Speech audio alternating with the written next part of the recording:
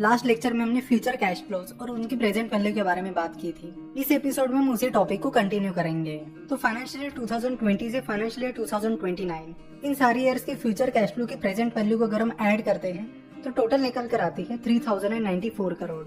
हम मान लेते हैं कि 10 साल बाद यानी फाइनेंशियल ईयर 2029 में इन्फो एज किसी और कंपनी को बेची जाएगी। तो हम यहाँ पर अज्यूम करते हैं कि इन्फो एज फाइनेंशियल ईयर 2029 में जितनी फ्री कैश फ्लो रहेगी उसके 15 टाइम्स की वैल्यू पर बेची जाएगी, प्लस कंपनी के पास जो एक्सेसिव कैपिटल रहेगा और कैश एंड कैश इक्विवेलेंट्स रहेंगे उतनी वैल्यू पर बेची जाएगी।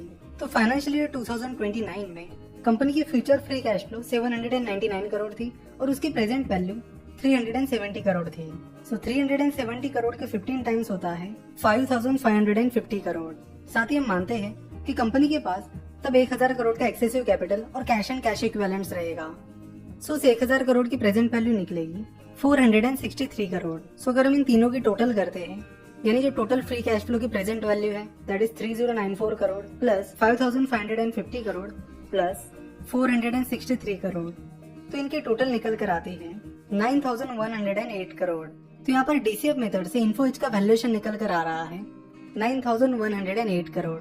यहाँ पर हमें कई सारे अजम्पशंस करने पड़े। अगर आप फिलहाल का इन्फो एज का मार्केट कैपिटलाइजेशन देखोगे तो वो फिलहाल 27,000 करोड़ है। तो डीसीएफ मेथड से निकाले गए वैल्यूएशन में और इन्फो एज के मार्केट कैपिटलाइजेशन में काफी ज्यादा गैप है।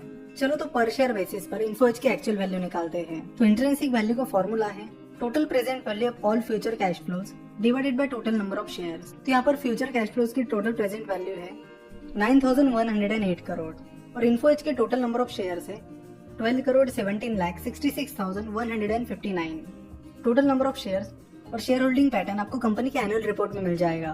तो यहाँ पर इन्फो एज के इंट्रिंसिक वैल्यू निकल कर आती है 747 करोड़।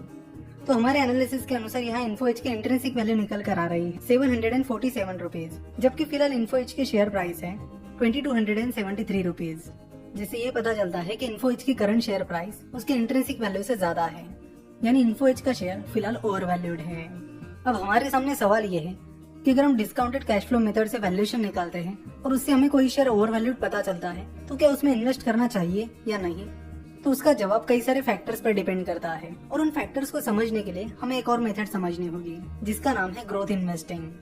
ग्रोथ इन्वेस्टिंग को जाने माने इन्वेस्टर मिस्टर फिलिप फिशर ने इंट्रोड्यूस किया था और मिस्टर वॉरेन बफेट भी कहते हैं कि I am 15% Philip Fisher and 85% Benjamin Graham, यानी वो इनडायरेक्टली कहते हैं कि मैं 15% ग्रोथ इन्वेस्टिंग को फॉलो करता हूँ और 85% वैल्यू इन्वेस्टिंग को फॉलो करता हूँ।